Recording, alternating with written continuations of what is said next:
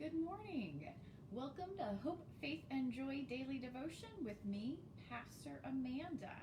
It is Tuesday morning, and we are taking a look at chapter 23 of Genesis. And today it's not so theological, but I think it actually speaks to what's going on with us right now. Of course, I always think that. But we find out in verse 1 of chapter 23 that Sarah has lived 127 years and now she is passed away. And what we encounter in this chapter is, in a sense, the first burial that we have. I mean, we've talked about people dying, but now it's all of a sudden become this very important thing that Sarah be buried in an appropriate manner. And so we see Abraham going to great lengths to be able to have a proper burial site for her. And he engages in this bartering that happens between him and the Hittite people.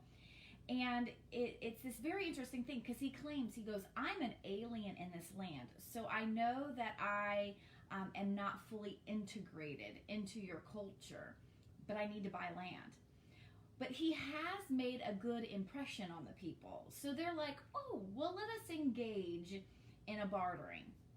And so what happens after this back and forth, that happens, as is traditional and customary, he receives the land to be able to bury her. And I lost my thought there for a second. So in that, he has now actually made his first purchase of the promised land, in a sense. He actually now is owning land, and it's the first and only land that Abraham himself will actually have that's part of the promised land. And it's important to note that, God just said, I promised you this land. God didn't say, I'm just going to give it to you. There might be works that can happen along the way, but in this instance, he's actually made a purchase. What's also interesting to me is that the first introduction to ownership of the promised land happened through death. It doesn't happen when Isaac is born. It actually happens once a death happens within the family. But we also see how important it is to have these significant moments when death is upon us. And I think that spoke more to me today than anything. I did do a funeral yesterday, so I am on that kind of mind frame. But in our country right now, when people are not able to grieve over the death of loved ones, we're seeing that it's causing a lot of emotional and spiritual issues. That there needs to be a sense of closure. There needs to be a sense that our loved one is in a safe space, that is protected, that is sacred, and it will not be defiled. And when we realize that when the death rate is so high that that's not always happening, we can understand where some of the stress is happening among us. When we're not able to say goodbye to someone because their death is being, their funeral is being postponed or just not at all, we forget about how important the grieving process is as part of our life cycle. But some people are just actually just shoving it off to the side. But here we even see in the scripture how important it is that we take these moments to honor those people who have brought us on our journey, who have cared for us.